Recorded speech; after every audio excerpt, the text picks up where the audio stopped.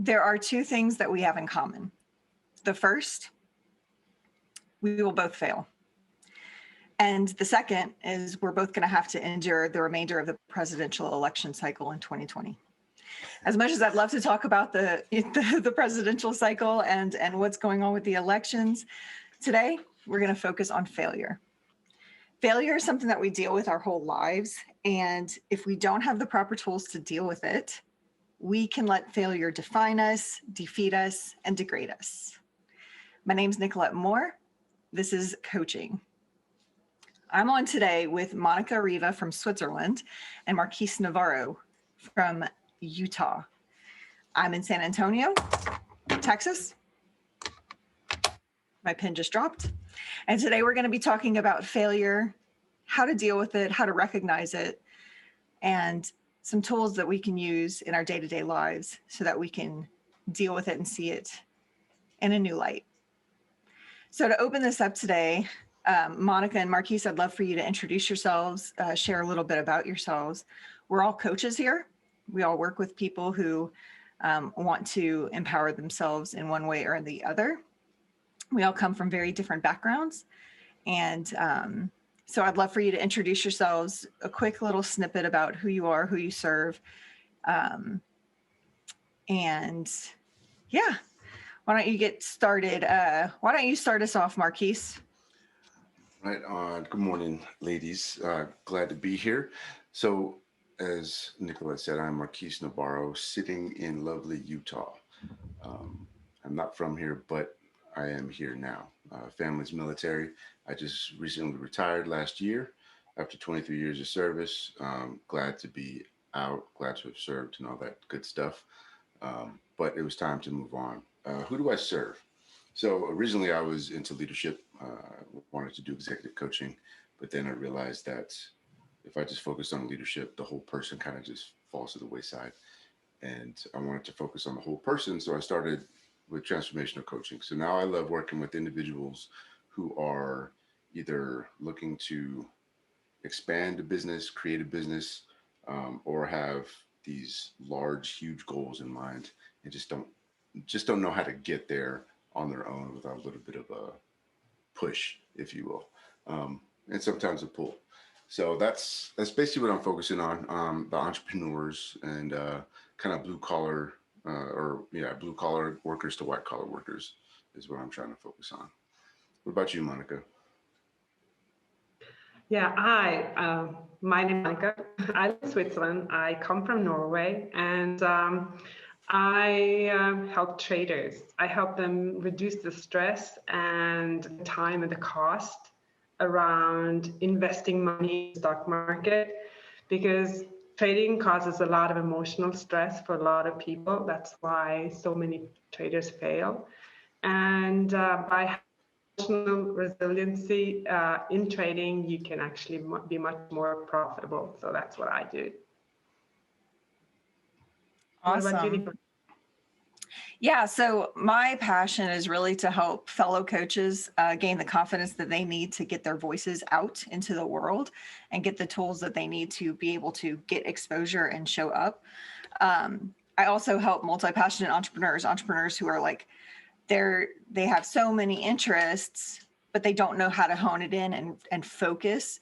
And so that's something I'm really passionate about. I really believe that we need more entrepreneurs that are impact driven, that are purpose driven, that are passion driven. I'm really not a financially monetary driven kind of person. I'm more about let's make the planet a better place and let's do it one person at a time versus how can I make as much money as possible? That to me is just not appealing. So I love working with other people who really just want to make a difference. In today's conversation, we want to talk about failure. And the reason why I think this is a great topic to start with is because we came together. We're in different parts of the world. We've actually never met physically. We've never met face to face, but we have been meeting now for over a year with other coaches, joining forces, growing, learning from each other. And we started a podcast at the beginning of 2020. And it was kind of my idea. It was like, I see these beautiful humans, so much potential, so much that we can share, wisdom that we can share with the world. And so we started to do these podcast recordings, and life happened. This came up, and I failed. I was the one who implemented the idea, and I kind of failed to see it through. I failed to make sure that it was prioritized and everything was figured out. And so this is actually kind of a regrouping, a revamping, a reinvigoration of this concept. And it came from really what I saw as a failure in myself, a failure to show up, a failure to do what I wanted to do. And that failure ate away at me for a long time. We're now at the end of 2020. We started the original podcast at the beginning of 2020, and many months went by where we didn't even talk about it. It just kind of dropped off to the wayside. And it's something that has sat with me. And I think that many of us can feel that sense of there's something that we said we would show up for, and we haven't. And it makes us feel funny things, right? All of us have different expressions of the failure. I'd be curious to know what you guys feel like physically when you have that sense of failure going on in your mind. Because for me, I have that that pit in my stomach, that sense of like, I don't know. I don't even know how to really articulate that feeling, but just this sense of something is sick in my stomach, and my heart just goes to my throat. And I have, if I think about it, I just start getting all these like very strong physical sensations. Do you guys experience that as well? Yeah. Yeah. Go ahead, Yeah, Mark. you go on. Marquis. All right. So yes, I've felt that in the past. I don't get physical like pain, but I feel distracted, right? When I have this thing, and I'm like, all right, I have to do something to keep my mind off of it. So I start doing everything other than what I should be doing. Um, and like with the podcast in particular, I did kind of feel, like personally, I'd let folks down, because I didn't show up either. You know what I mean? It was kind of an all-inclusive type deal. And I felt bad, and I'm like, man, I feel like I failed my friends and, my colleagues, my crew, but as far as physical pain, I don't feel the physical pain. I do feel frustrated and sometimes mad. And then I have to let that sweep over me for a little while, kind of embrace it, don't, I try to not to get the distractions, get the better of me. Because if I do, then I don't deal with it the way I should deal with it. And then it just sits there and festers. And then I'm pissed off in like 6 months. So yeah, I completely, understand where you're coming from. Yeah, and I feel it in my heart. My heart feels so heavy. I mean, I failed, right? It feels so heavy, and and then my head starts racing, and I wonder, what could have done differently? Why did this happen to me, right? Sometimes the failures, and why did this happen? What could I have done differently? And it's all those thoughts that go through my mind all the time, and it's the constant, and it's hard to let those things go, right? At least I feel that. What about you, Nicolette? Do you have those thoughts? Yeah, I think it's interesting. Yeah, well, failure brings up a slew of other emotions too, right? Like Marquis pointed out, he feels angry. He'll get frustrated and angry.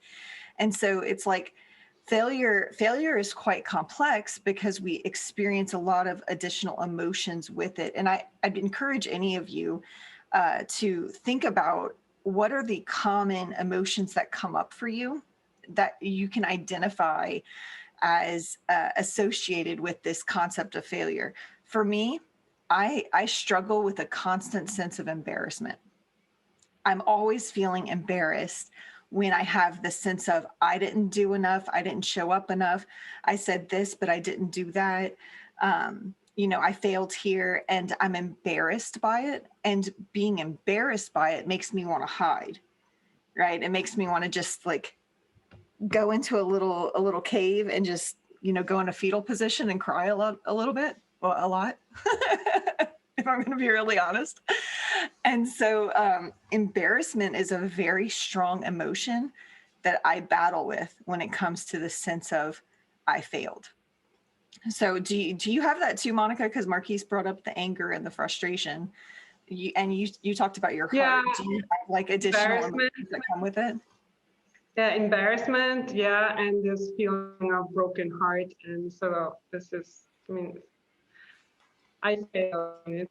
So it's, so what can I do to make it right again, right? And all Right. those thoughts. Right. That And then run. one thing that's really important for us to talk about is what do we do once we sense we failed at something? I know with the podcast in particular, I had the thought, well, if nobody brings it up to me, maybe I can just keep hiding. Right. And then if nobody brings it up to me and I keep hiding, then we can never talk about it again. We can just kind of sweep it under the rug. This thing never happened, right? And we can just move on. However, that's running away from it, right? That's running away, that's avoiding, that's not facing the situation. And really what that did for me was the sense of the eating away at me, right? The guilt that came with it, because it wasn't just my failure. It was, I brought these people on board and then nothing came of it. And so moving forward, it's like you have to make a decision. What are you going to do about that perceived failure you have?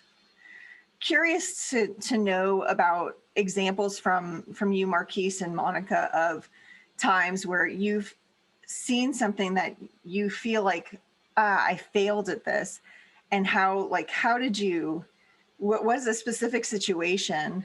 And then especially something that maybe like the podcast for me made you want to hide and made you want to kind of sweep it under the rug, but then you realized I've got to deal with this. Like, do you have a situation that you mind sharing, and how you kind of dealt with it on the back end? Yeah, so I've got a few. Like 23 years in the military, you're gonna have quite a few failures, if you will. But one that really like comes to mind. So when I was coming through up the ranks, you get promoted, you have to test, right? And therefore you have to test for rank.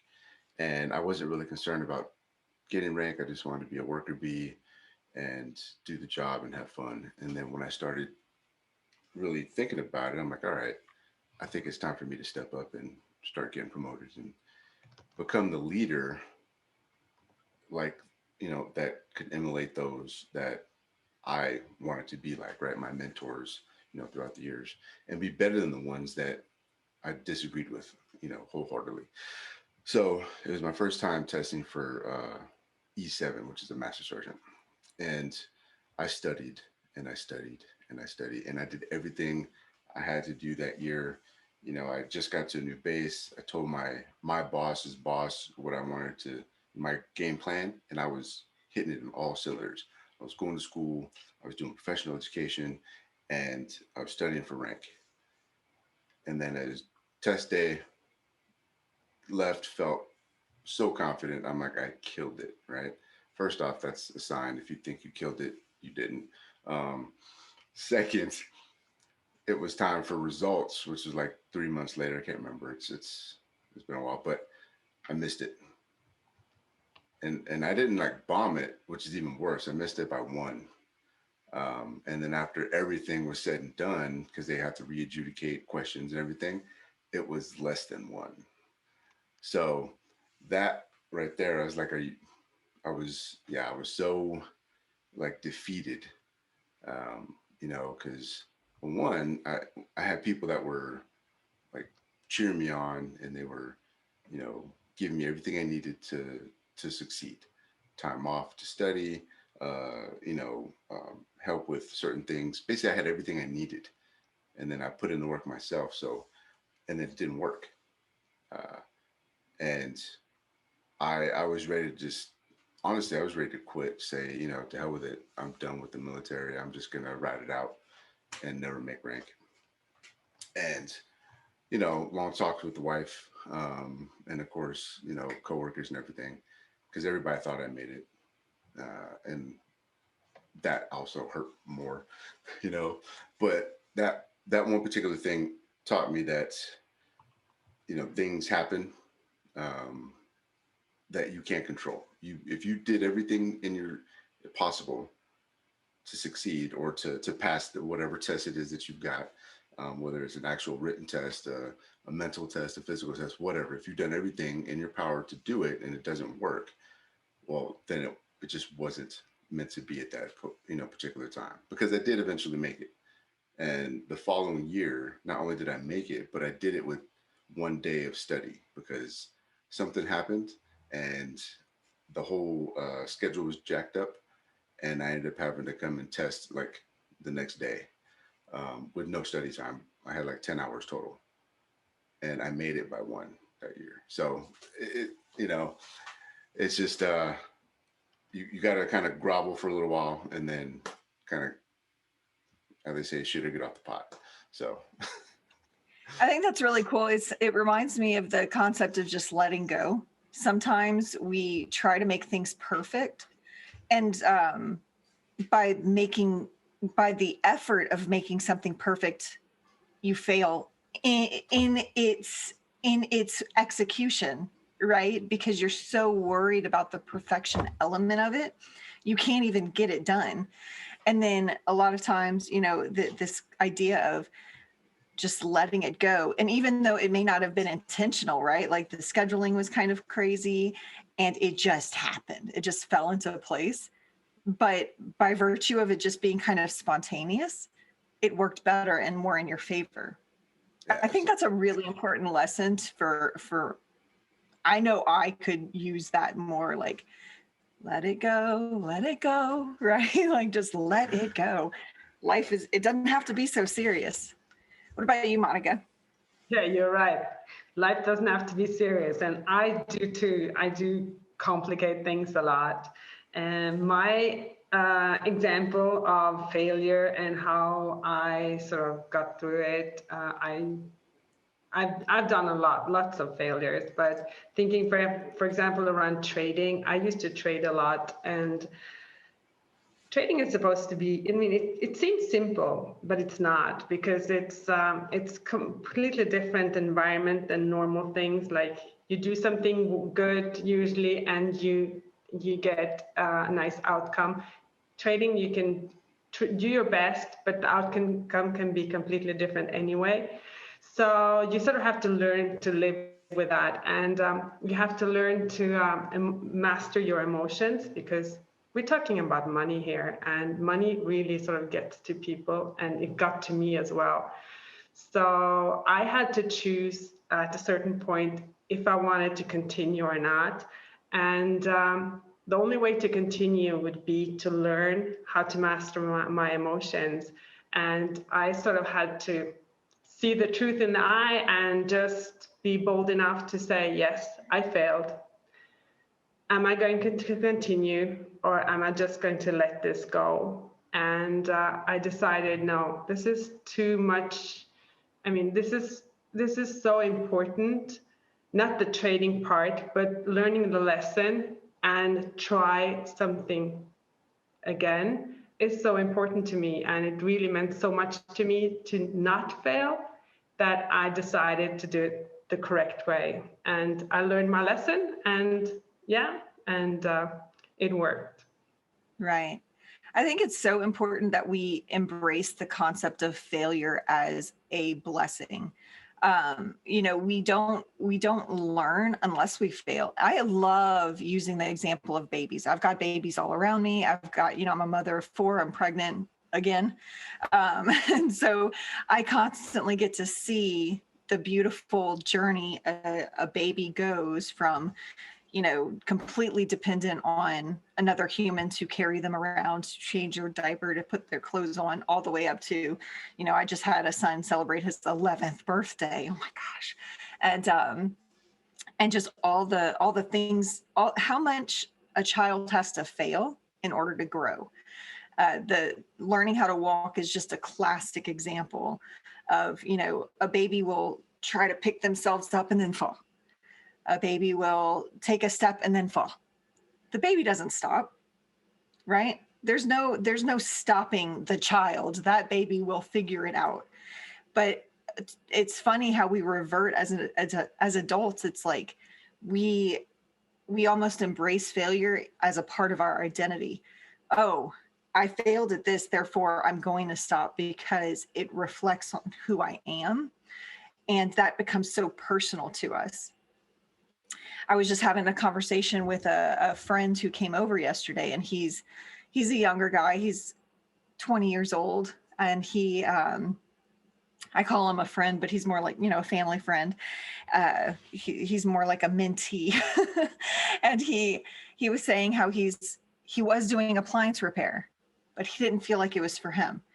And now he's going to go in and try the medical profession, and he's going to start as an LVN and then hopefully get his RN at someday soon, in the next few years. And if that doesn't work out, then he's going to start something else. And I explained to him, you can do that. That's your life. It's your choice. But you have to remember that everything is a learning experience. You have to learn. You have to be willing to put up with the highs and lows of whatever it is, whatever path you're choosing to go down, because there's going to be highs and lows. And you can say, oh, well, I failed at this, and then stop. But whatever else you put you focus your attention on, you're going to be starting from scratch. You're going to be going from step 3 to step 1. And do you want to live your whole life that way? And we do that in little decisions that we make all throughout the day.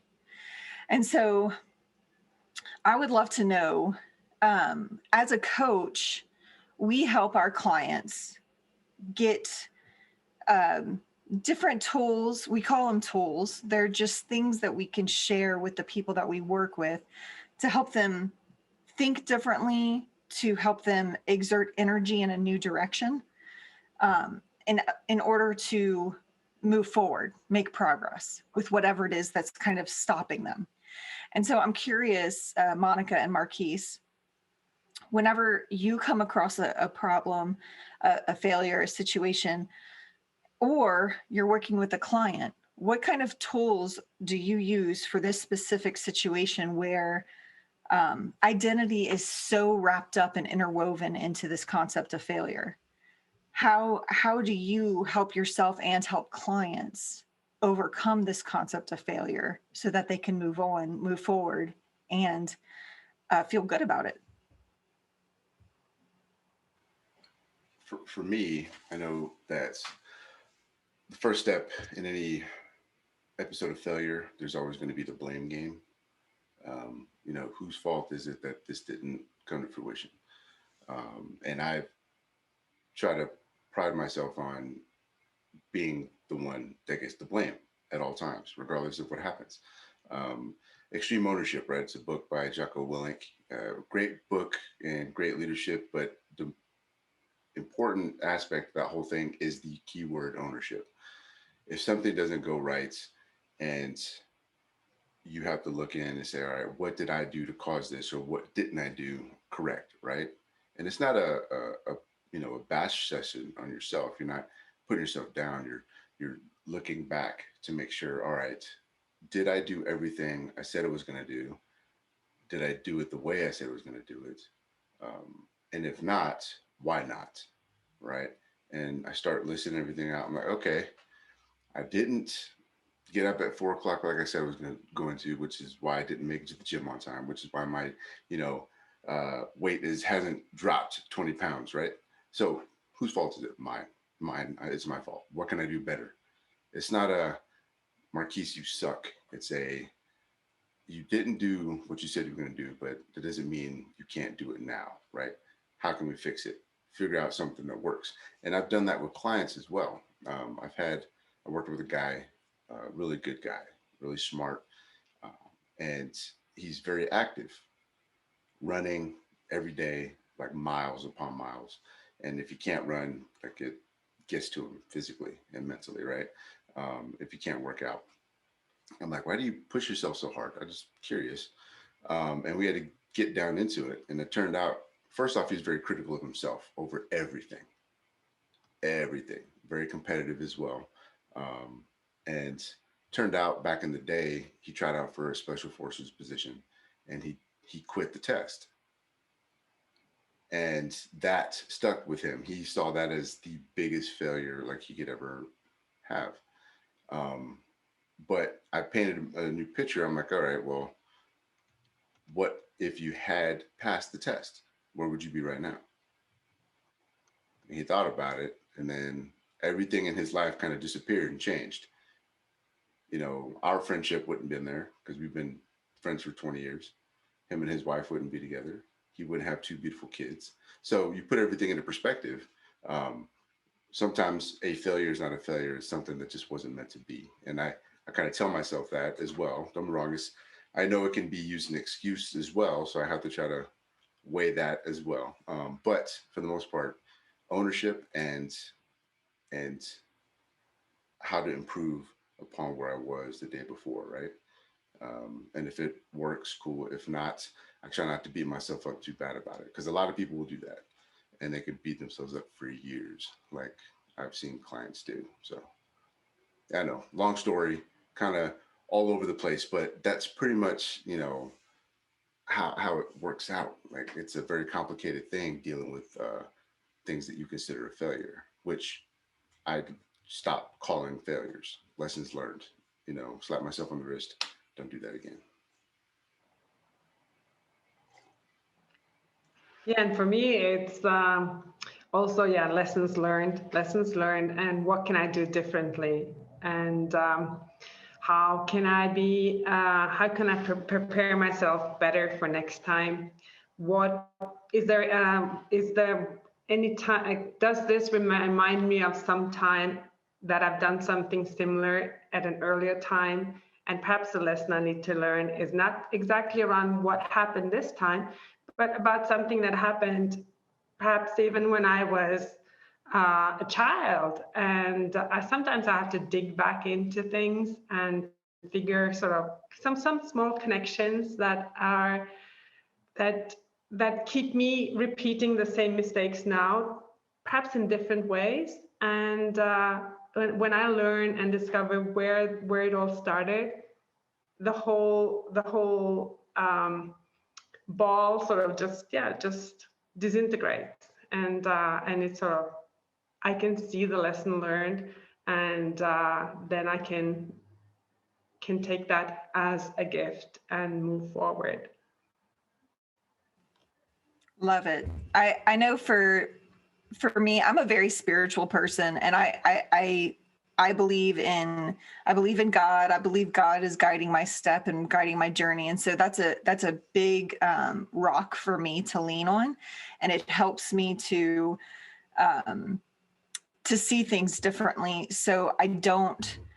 Very much like what Marquis was saying, you know, having a new perspective, having a different perspective of a situation that's happened to me. Um, I love the idea of when something happens and I feel like it's a failure, asking, okay, well, what if it had worked out? You know, what may be different about my life today? But also, and that could be for better or worse, right? Like you don't really know, but I think it's great whenever you can look at a failure as a lesson learned, just like Marquise mentioned. And when you can say, okay, for me, this is what I tell people, the clients that I work with, I ask them, you know, how can you see this as a blessing? How can you see this as something that is good for you? And it's hard sometimes to make that switch to like, I'm beating myself. I've got like self-loathing around this. I'm running for miles every day because I failed this exam 20 years ago and I'm just killing my body. It's hard to take a switch and be like, this might have actually been a good thing, right? It's interesting how we can just hold on so tightly to things. And when we can see it as, okay, well, how could this be a good thing? How could this be a lesson instead of a failure? I like to say, stop looking at failure as a 4-letter word. Look at it as a blessing. Look at it as something that's good for you. I am a member of masterclass.com. And on masterclass.com, they've got a lot of like the very, very well-known, iconic figures in our world today that are musicians, chefs, writers, authors, producers. We've got a slew of highly well-known and acclaimed professionals that share their, have little master classes. And I've gone through several of them. And what I find is interesting is they all talk about failure first. They all talk about how if they let failure get to them, they would not be where they are. But they failed and failed and failed and failed and failed their way to where they are today. And I love going through these courses. I love going through these master classes because it's a constant reminder to myself that failure is a very, very integral and very important part of the growing up process, of the maturing process of learning. And especially as coaches, it's kind of good for us to fail and to embrace the failure, because then we can help with the tools that we use to mentally cope with, overcome, deal, and progress through this quote unquote failure. We are therefore able to really see when the clients that we work with are hurting, are broken, are self-sabotaging because they feel so much pressure by this failure or perceived failure or the potential of failure even. I mean, that's another topic for a whole nother day. For us to be able to give those tools, that support and that encouragement to push past it. So do you guys have any closing thoughts on this conversation? Anything you want to leave the listeners with? I think one thing that comes to mind when listening to both of you talk about your experiences and what you're seeing, if a person can recognize how they react to a perceived failure, and I will always try to put perceived in front of it, right? Because it's very subjective. So how did you react? It's a fight or flight type thing. My friend that I coached, his fight kicked in, and he vowed to never fail at anything to that extent again, and he never did. But at what level, right? You got to find that balance, because you don't want to fight forever. You do have to acknowledge, all right, this is what happened, and you need to understand why it happened. All right. And him at that point didn't come to terms with it soon enough. And so, that's where his lifelong, I don't know, self-sabotage, if you will, came up. Like, he's very critical of himself. So I think it's very important. How do you react to failure, and how long does it take you to acknowledge it? You got to identify everything up front and soon. That'd be my one thought on anything perceived as a failure.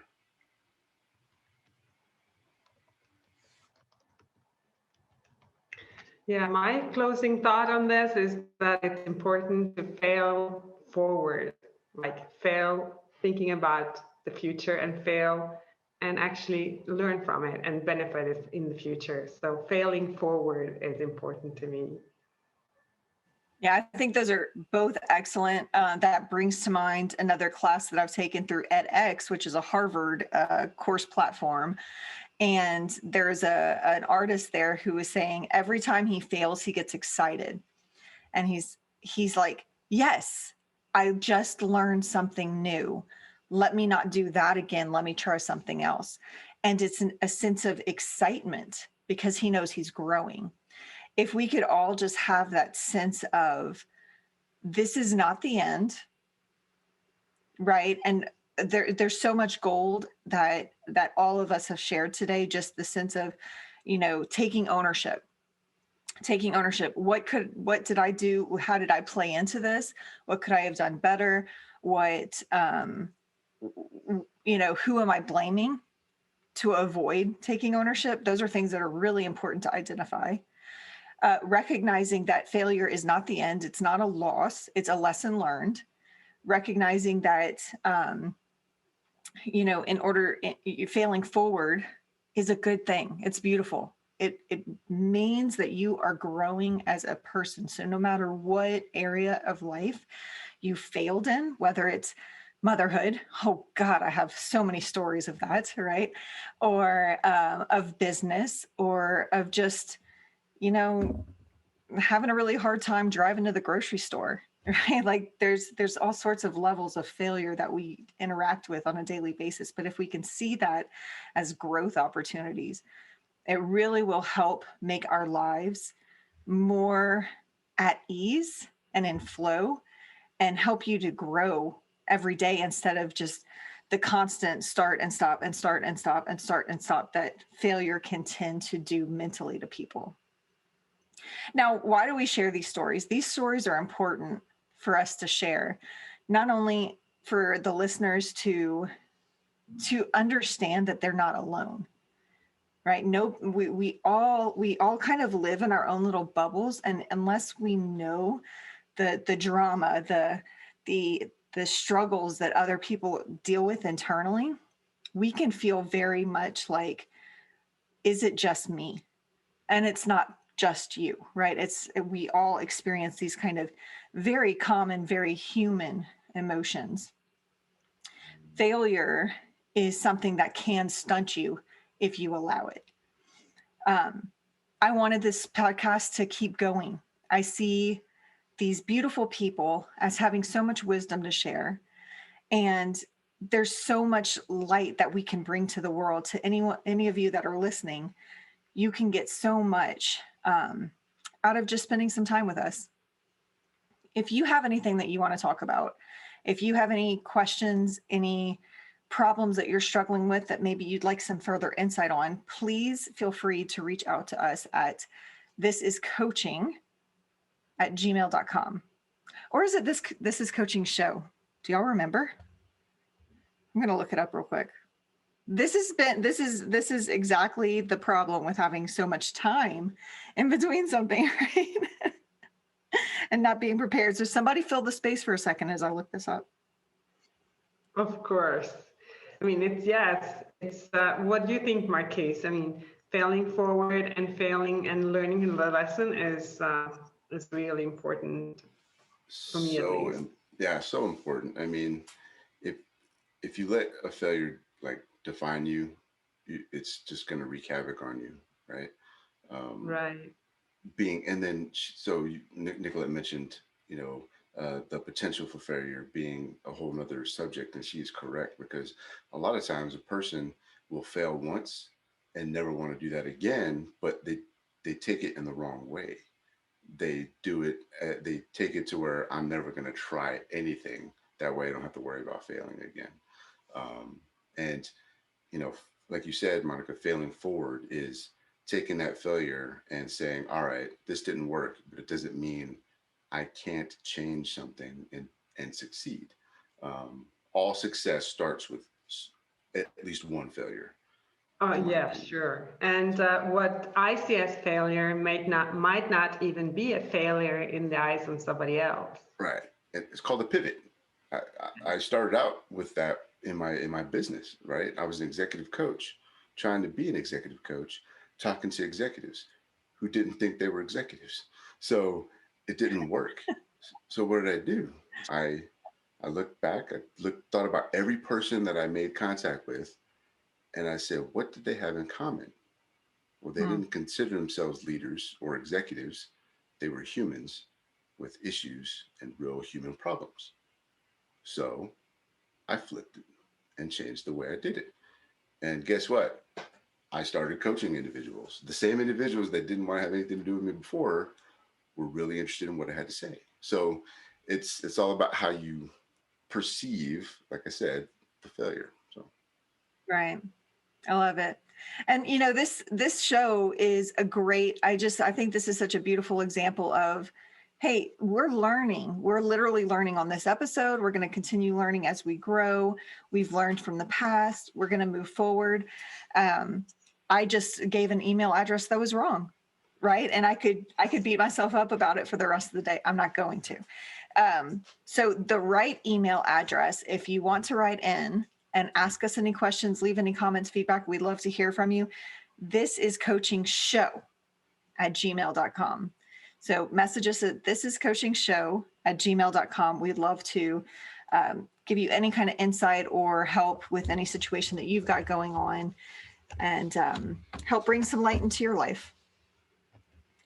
Thank you for joining us today. This is Nicolette Moore from This Is Coaching Show with Marquis and Monica, and we'll see you next time.